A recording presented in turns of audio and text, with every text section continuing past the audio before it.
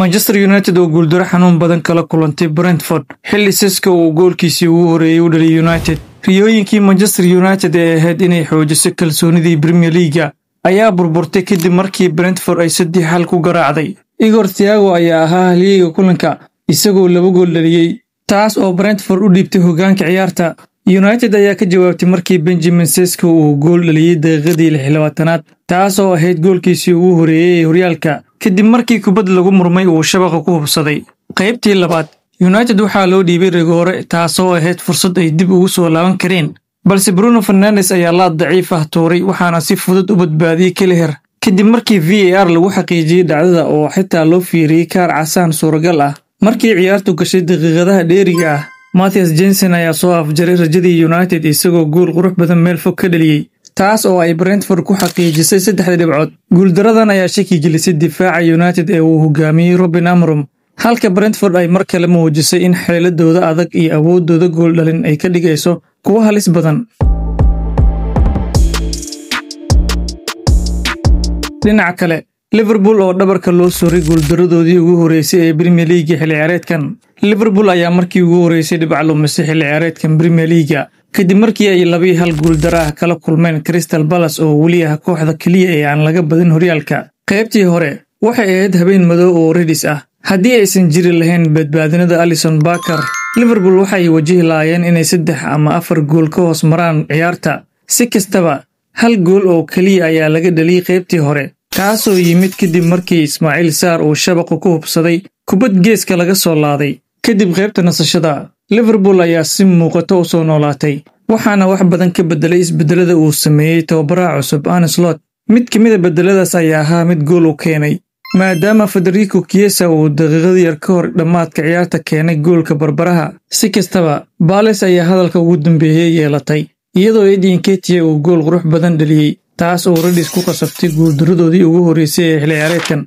Crystal Palace ayaana mar kale xaqiijisay inay yihiin awood adag oo aan si fudud loo jebin karin. Chelsea oo la garaacay kulankeedii labaad oo xiriir ah xilli jalab ah laga saaray ciyaarta. Dhibaatada Chelsea ayaa sii qoto dheeraatay kadib markii ay 3-1 guuldaro kala kulmeen Brighton garoonka Stamford Bridge, taas oo noqotay guuldaradoodii labaad oo xiriir ah Premier League kadib markii toddobaadkii hore 2-1 lagu garaacay. Enzo Fernandez ayaa u furay rajada Blues isagoo si qurux badan u dhameystiray weerar dhaqso ah oo 1-1 ka dhigay ciyaarta horaanteedii. Hase yeeshee Brighton ayaa si degdeg ah uga jawaabtay waxaana barbardhac u keenay Maxim de Keyber. Qodobka go'aamiyay ciyaarta ayaa yimid qaybtii labaad markii Trevor Chalobah loo taagay kaarka casaanka. Chelsea oo 10 ciyaaryahan noqotay ma aysan awoodin inay iska caawiyaan cadaadiska Brighton kaga imaanayay. Danny Welbeck ayaa si buuxda uga faa'iideystay xaaladda, isagoo 2 gool dhaliyay si uu Brighton ugu xaqiijiyo guul 3-1 oo raaxo leh. Tani waa ciyaartii labaad oo xiriir ah oo Chelsea ay goolka hore dhaliso, balse burburto markii ciyaaryahan laga saaro. Qaladaadka shakhsiyaadka ayaa weli hoos u dhigaya shaqada Enzo Maresca ee dhinaca tababarka. Guuldarooyinkan isdaba joogga ah ayaa Blues ku sii riday cadaadis, iyadoo ay wajahayaan jadwal adag oo ciyaaro ah.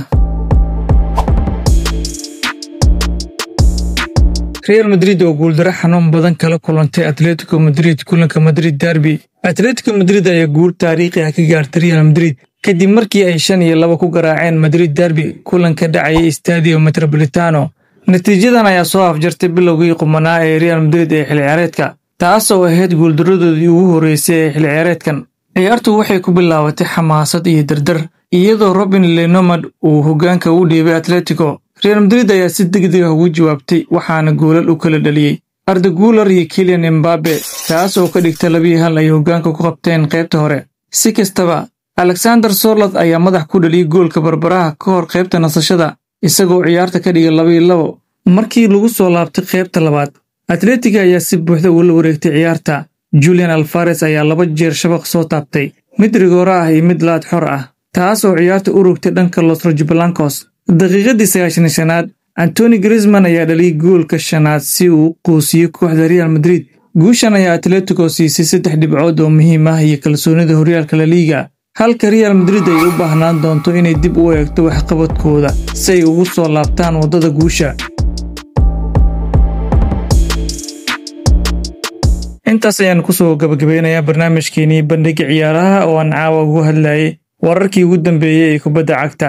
haddii aad ilaa dhammaadka muuqaalkana la soo gaartay ha ka ilaawin muuqaalka inaad laag saarto sidoo kalena aad sii shargarayso haddii aad nagu cusubtahay nagu soo biir oo ka mid noqo asxaabta nagu xiran mahadsanid